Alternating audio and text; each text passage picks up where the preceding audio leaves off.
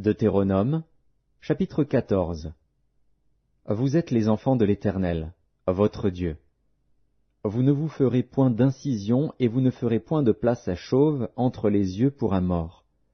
Car tu es un peuple saint pour l'Éternel, ton Dieu. Et l'Éternel, ton Dieu, t'a choisi, pour que tu fusses un peuple qui lui appartint entre tous les peuples qui sont sur la face de la terre. Tu ne mangeras aucune chose abominable.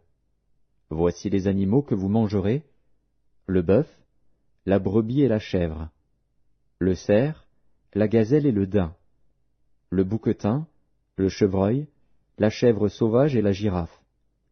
Vous mangerez de tout animal qui a la corne fendue, le pied fourchu et qui rumine. Mais vous ne mangerez pas de ceux qui ruminent seulement ou qui ont la corne fendue et le pied fourchu seulement. Ainsi, vous ne mangerez pas le chameau, le lièvre et le daman, qui ruminent, mais qui n'ont pas la corne fendue. Vous les regarderez comme impurs. Vous ne mangerez pas le porc, qui a la corne fendue, mais qui ne rumine pas. Vous le regarderez comme impur. Vous ne mangerez pas de leur chair, et vous ne toucherez pas leur corps mort. Voici les animaux dont vous mangerez parmi tous ceux qui sont dans les eaux. Vous mangerez de tous ceux qui ont des nageoires et des écailles. Mais vous ne mangerez d'aucun de ceux qui n'ont pas de nageoires et des écailles, vous les regarderez comme impurs.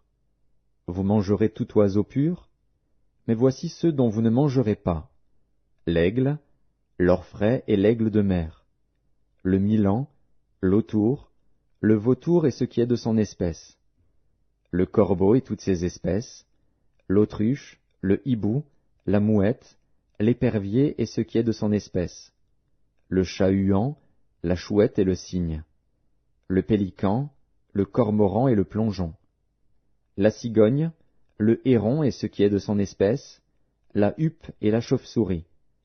Vous regarderez comme impur tout reptile qui vole, on n'en mangera point. Vous mangerez tout oiseau pur.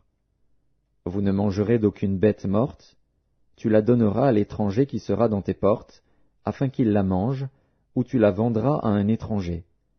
Car tu es un peuple saint pour l'Éternel, ton Dieu. Tu ne feras point cuire un chevreau dans le lait de sa mère.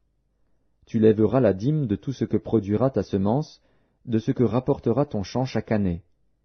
Et tu mangeras devant l'Éternel, ton Dieu, dans le lieu qu'il choisira pour y faire résider son nom, la dîme de ton blé, de ton moût et de ton huile, et les premiers-nés de ton gros et de ton menu bétail, afin que tu apprennes à craindre toujours l'Éternel, ton Dieu. Peut-être lorsque l'Éternel, ton Dieu, t'aura béni, le chemin sera-t-il trop long pour que tu puisses transporter ta dîme, à cause de ton éloignement du lieu qu'aura choisi l'Éternel, ton Dieu, pour y faire résider son nom. Alors tu échangeras ta dîme contre de l'argent, tu serreras cet argent dans ta main, et tu iras au lieu que l'Éternel, ton Dieu, aura choisi.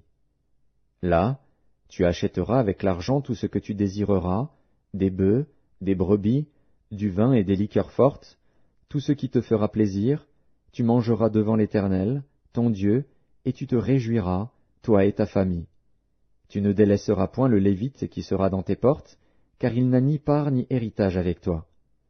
Au bout de 3 ans, tu sortiras toute la dîme de tes produits pendant la 3e année, et tu la déposeras dans tes portes. Alors viendront le Lévite, qui n'a ni part ni héritage avec toi, l'étranger, l'orphelin et la veuve, qui seront dans tes portes, et ils mangeront et se rassasieront, afin que l'Éternel, ton Dieu, te bénisse dans tous les travaux que tu entreprendras de tes mains.